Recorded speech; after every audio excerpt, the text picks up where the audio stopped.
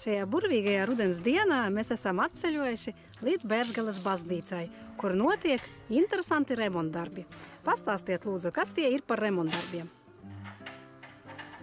Šobrīd šeit notiek baznīcas fasādes renovācija.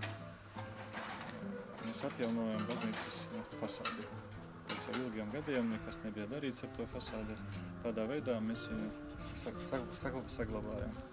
Kas ir tie mēs? Mēs esam biedrība Prodoma Dei, kas nodarbojas ar baznīcu atjaunošanu. Cik jau jūs gadus nodarbojaties ar šāda veida darbiem? Biedrība reģistrēta 2008. gadā, bet atsākām aktīvu darbību 3 gadus atpakaļ. Tas jau mums ir otrais objekts par šitiem 3 gadiem. Kura bija pirmā baznīciņa, kuru jūs renovējāt? Pirmā baznīca bija Augškalnes baznīca. Tas ir 15 km no Aglonas. Kā jūsu nodibinājums izraugās objektu? Pēc kādiem kritērijiem? Pēc vajadzībām. Jebkurai baznīcai ir vajadzīgi remontdarbi, jebkurai. Jo baznīcās ir maz cilvēku, baznīcās ir mazi ziedojumi. Tāpēc mēs esam gatavi jebkuru baznīcu palīdzēt un atjaunot viņu. Krāsota ārējā baznīcas fasāde.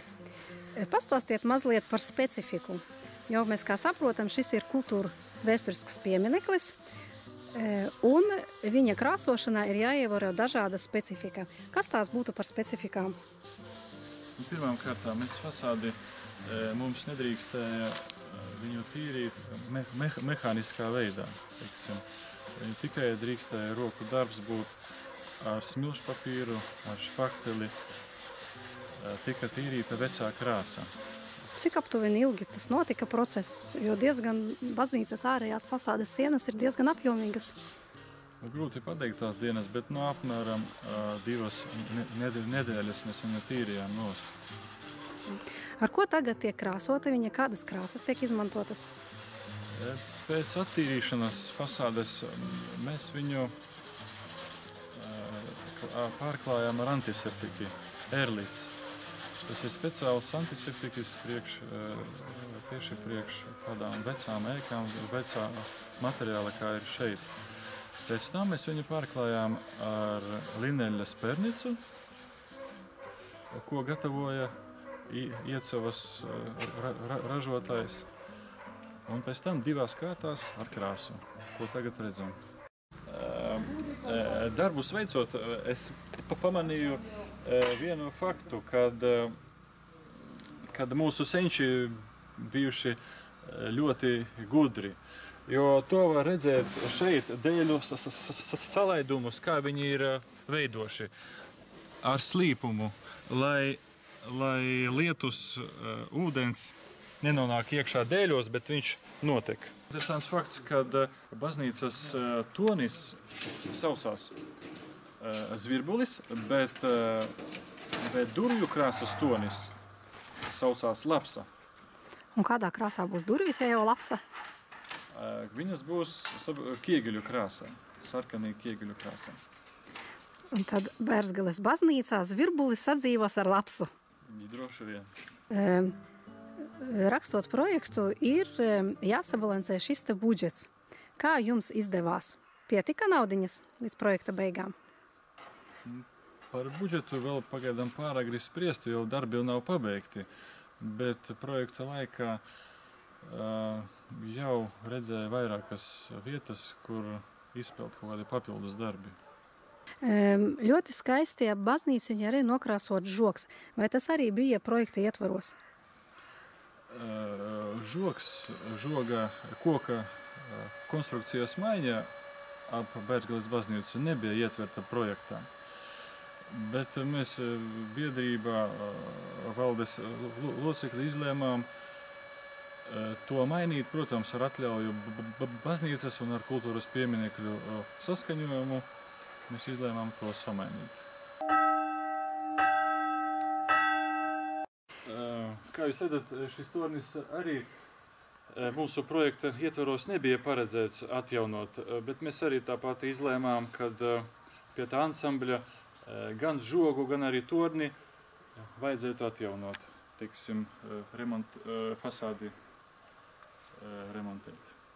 Tas nozīmē, ka žogs ir atremontēts, zvanu tornis ir atremontēts, baznīciņa ir atremontēta un viss ansamblis ir savests kārtībā.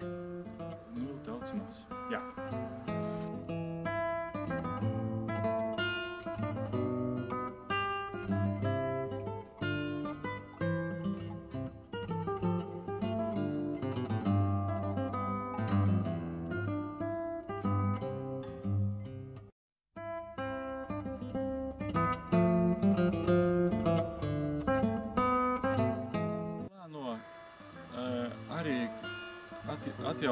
Mēģināt atjaunot šo priestara māju, kam mājai ir vajadzīgs fasādes remonts, tāpat kā baznīcai, jumta nomaiņa ir vajadzīga, kā arī pamatu remonts.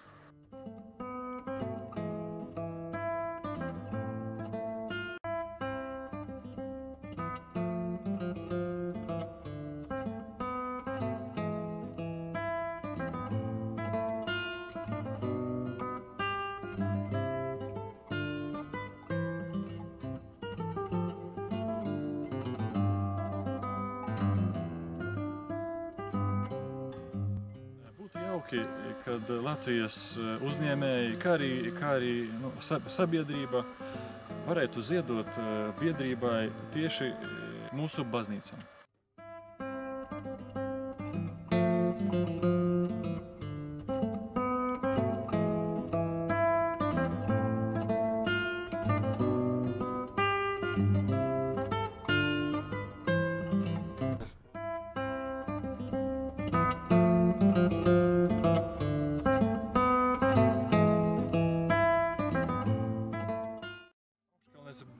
Baznīca, kas ir mūsu biedrības pirmais realizētais projekts.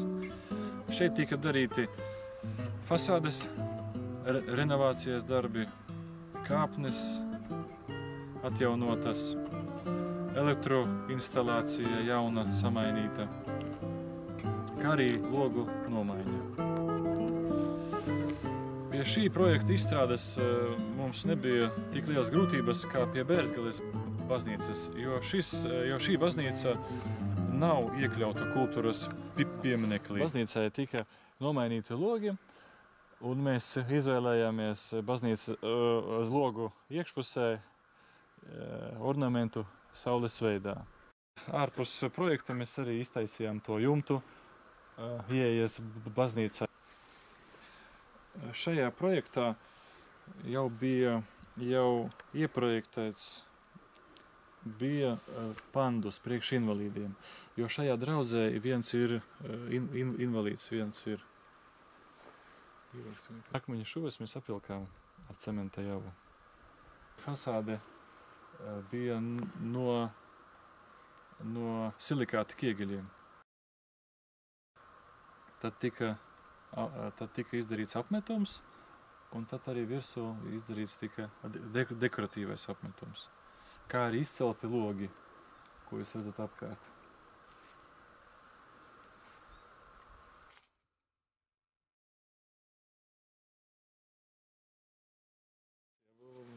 Mūri baznīcas. Te bija klumbas augšā, un tie ūdeņi vienmēr no klumbas gāja iekšā. Mēs tās klumbas aizrakām un uzklājām tādu te bitumu, lai nenāk baznīcā mitrums. Jo savādāk tā zakristie grīda bija jau izpūsta, mēs tur mazliet arī mainījām. Tas nozīmē, ka iepriekšēji tā baznīciņa bija diezgan maziņa.